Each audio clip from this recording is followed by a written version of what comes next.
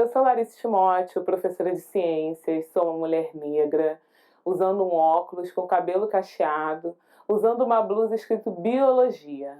Biologia é o estudo da vida.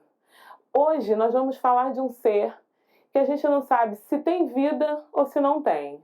O assunto de hoje é Mata Atlântica e os vírus. Agora, será que um vírus ele é totalmente maléfico? Como é que os vírus chegam até a gente? Vamos ver isso agora? Olha essa reportagem aí que eu trouxe para vocês. Como infecções por vírus altamente mortal podem cair com o reflorestamento da Mata Atlântica. Um novo estudo conduzido por pesquisadores brasileiros mostra que o reflorestamento da Mata Atlântica poderia reduzir a população de roedores que transmite o mortal hantavírus a humanos. O vírus causa a chamada hantavirose, uma síndrome cardiopulmonar aguda e grave, que pode levar à morte em apenas 72 horas. Também é altamente letal, 38% dos infectados morrem da doença, segundo a OMS. Não há atualmente nenhum tratamento, cura ou vacina para a infecção. Esse bichinho que vocês estão vendo aí é o rato de arroz. O hantavírus é uma zoonose, assim como o coronavírus. Ou seja, é uma doença que passa dos animais para os seres humanos. Será que toda vez que a gente desmata ambientes naturais, como a Mata Atlântica, a gente aumenta o índice dessas doenças? Será que o reflorestamento realmente ajuda? Isso a gente vai ver na aula de hoje, ok? Mas para saber o que é um vírus, a gente tem que saber as características dele. Então, olha aí. Quais são as características dos vírus? Os vírus são seres acelulares, ou seja, não possuem células. Por isso, eles são chamados parasitas intracelulares obrigatórios. Ou seja, eles precisam estar dentro de uma célula hospedeira para terem metabolismo próprio e para se reproduzirem. Nós encontramos vírus na água, no ar, no solo e no interior de outros seres vivos. Um ser vivo ou não? Eis a questão. Alguns cientistas consideram os vírus seres vivos, outros não, porque algumas características dizem que eles têm vida e outras dizem que não. Vamos ver que características são essas? As características compartilhadas com os seres vivos. Todos os vírus têm material genético. Eles têm mutação, ou seja, eles são capazes de sofrer mutação, de sofrer alteração no seu material genético e adaptam-se ao meio ambiente como os demais seres vivos. Eles se reproduzem e têm um ciclo de vida. Agora, quais são as características que não são apresentadas pelos seres vivos? São acelulares. Os vírus, eles não têm célula. Lembrando que todos os outros seres vivos têm célula, né? É até uma característica ter célula, e enquanto os vírus não têm. Não tem metabolismo próprio, ou seja, fora da célula hospedeira, não executam quaisquer reações químicas que formam ou decompõem substâncias. Só conseguem se reproduzir dentro de outras células. Eles são parasitas celulares obrigatórios.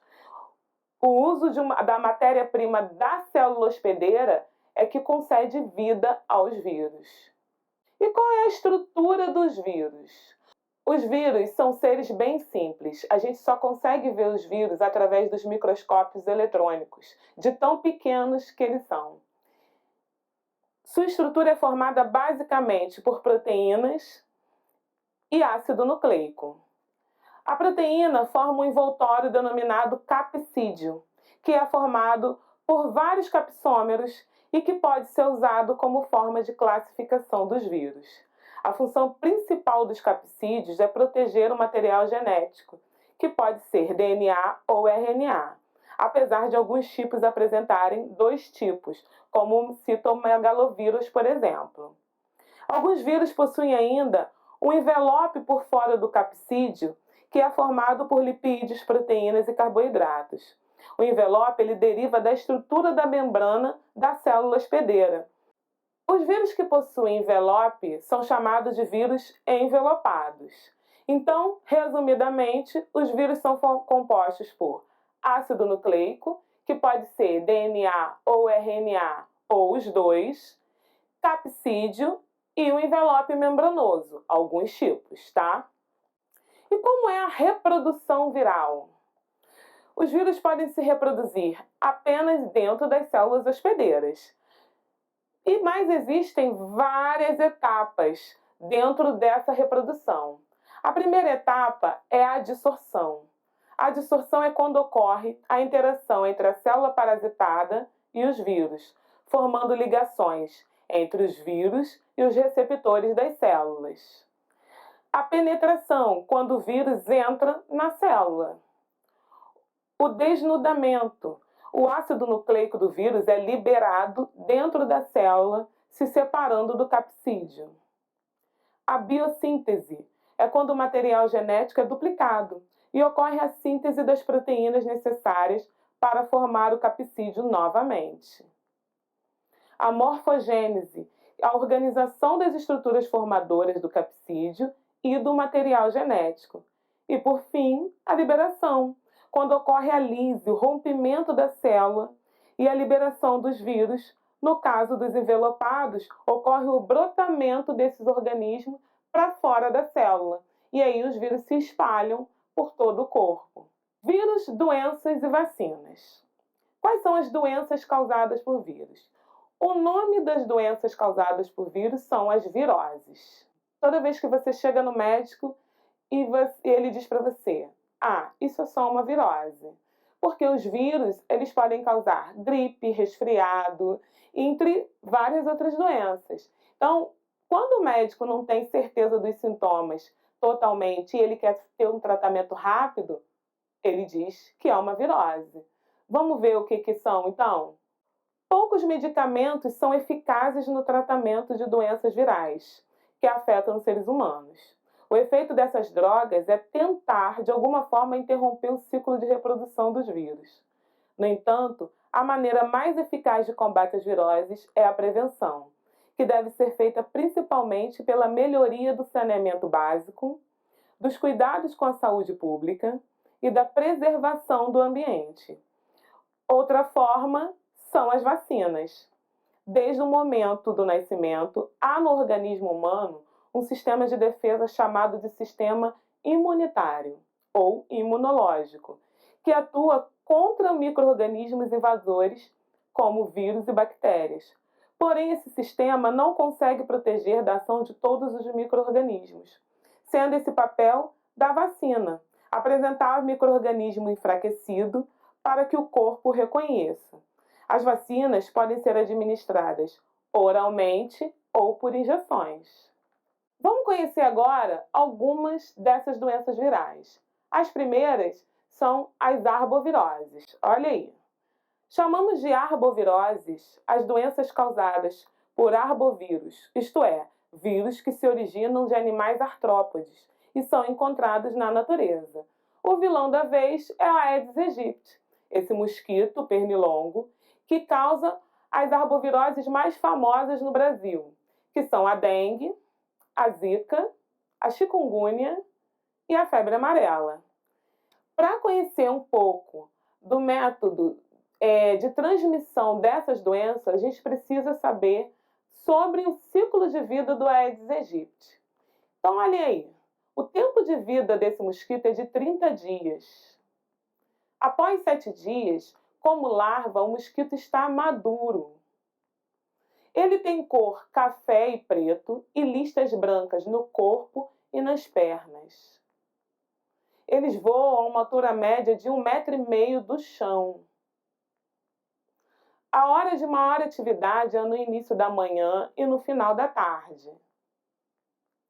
A fêmea pica o hospedeiro infectado e leva o vírus na saliva. Apenas a fêmea do mosquito transmite o vírus, tá, gente? O clima preferido para a reprodução é quente e úmido, como o clima do Brasil, né? Infelizmente. Seu ambiente de reprodução é em água limpa e parada. A cada 3 dias, eles colocam 40 ovos de uma só vez. Oh, quantos ovos, né, gente? Agora, o Aedes aegypti, ele é o transmissor. Os agentes causadores, os vírus dessas doenças são esses aí, ó. O flavivírus vai ser o agente causador da febre amarela e da dengue, o vírus chikungunya da chikungunya e o zika vírus da zika. Eu trouxe aí para vocês essa tabela. E eu quero que vocês ou tirem foto ou dêem um print nessas tabelas com os sintomas dessas doenças, das arboviroses. Vocês vão ver que aí tem a febre, dores nas articulações, manchas vermelhas na pele, coceira, vermelhidão nos olhos. Todos esses sintomas podem aparecer em cada uma dessas doenças. Alguns sintomas vão ser mais graves e outros mais brandos, mas pode acontecer, tá ok? E a prevenção? A prevenção é sempre não deixar água parada. Então você vai precisar limpar a calha, tampar os reservatórios de água, tirar a água parada do seu quintal, da sua laje, guardar a garrafa de cabeça para baixo, certo? Todas essas aí são prevenções para não deixar o mosquito se criar, ok? Agora, existem outras viroses. A varíola, sarampo, raiva, AIDS, encefalite, cachumba, poliomielite, catapora, rubéola. Todos esses são viroses. Como eu vou lembrar disso, professora? Achei para vocês essa sacadinha muito legal aqui, ó. Vai ensacar pó de café na rua. Se você lembrar dessa frase, você pode lembrar de algumas viroses e lembrar se aquela doença é uma virose ou não. V de varíola, A de AIDS, EN de encefalite, SA de sarampo, K de cachumba, R de raiva. Pó de poliomielite, D de dengue, K de catapora, F de febre amarela e RU de rubéola. Então, quer saber se é uma virose? Vai ensacar pó de café na rua, ok? E, por fim, o coronavírus. O coronavírus, a gente está vivendo uma pandemia de coronavírus, é originado na China, mas já havia outras evidências em outros lugares também. Os sintomas é febre, tosse, dores nas articulações e entre outros sintomas, ok?